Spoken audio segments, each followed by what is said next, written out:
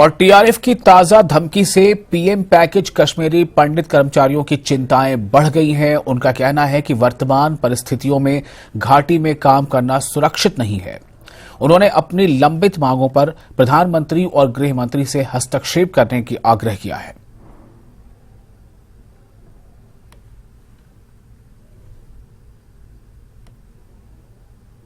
243 दिन से जो हम अपनी लड़ाई लड़ रहे हैं उसमें यही बोल रहे थे हमारी जानों को बचाओ, हमें सेफ्टी दे दो, सिक्योरिटी दे दो, और कुछ नहीं है। मगर उसके उल्टा एक नैरेटिव बिल्ड किया गया है कि इनको अकोमोडेशन चाहिए, इनको सैलरी चाहिए, इनको प्रमोशन चाहिए। वो नैरेटिव हमारे अगेंस्ट खड़ा किया गया जो बिल्कुल गलत है। हमने कभी अकोमोडेशन नहीं मांगा था, हमने कभी प्रमोशन नहीं मांगी थी, क्योंकि अगर अकोमोडेशन ही मांगना होता तो हमारे 2-3 भाइयों ने जान भी दी है इसी अकोमोडेशन होके भी अपने वर्क प्लेस पे वो मारे गए। हमने हमेशा बोला था हमें कुछ नहीं चाहिए, हमें सिक्योरिटी चाहिए, सेफ्टी चाहिए, वो एनवायरनमेंट चाहिए जिस एनवायरनमेंट में हम बैठ के काम कर सके। सरकार ने अब ये त्रासदी हमारे साथ की है कि सैलरीज बंद कर दी। मेरे पास एक फाइल है, ऐसी बहुत सारी फाइलें हैं, एक रिपोर्ट में आपको अभी सबमिट करूंगा।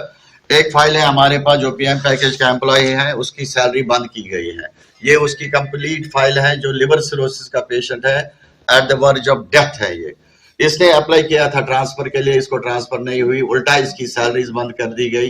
30,000 रुपए महीने के खर्चा लगता है उसका। अब उसने अपना मिसेस का सोना, माँ का सोना, अपना जो कुछ भी था सारा बेच के आज ये एप्लीकेशन उसकी बीवी लिख के दे रही है, ब्लैंक साइन करके, इसको आप जारी करो, आप मौत मांगो मेरे लिए, क्योंकि हम अब किसी लायक नहीं रहे।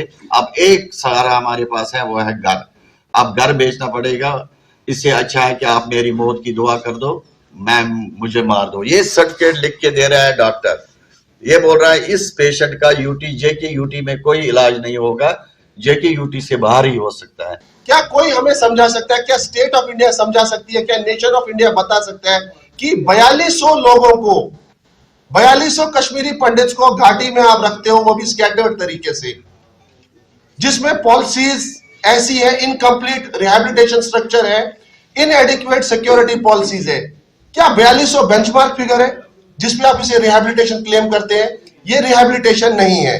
रिहैबिलिटेशन तब है जब आपकी सिविल सोसाइटी आपके साथ हो, आप पूरी कम्युनिटी को ले जाते हैं, उसे रिहैबिलिटेशन कहा जाता है। वरना राहुल भट्ट मारा, वहां पे गया, उसके फाइनल राइट्स आज भी जम्मू में मनाए जाते हैं।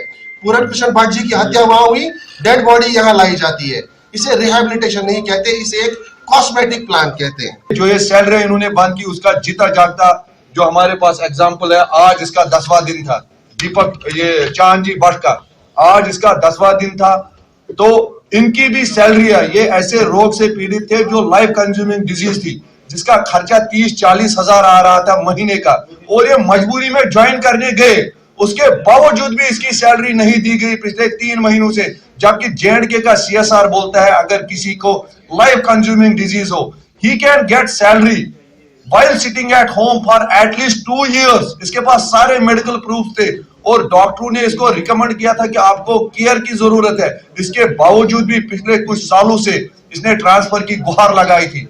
इन केसेस को भी ट्रांसफर नहीं किया जा रहा है जो मेडिकल इमरजेंसीज है, those patients who are lying on death bed. आज हमारे बीच में ये नहीं है, तो वजह है criminal apathy of the government, this insensitive behavior, insensitive response of the UT administration।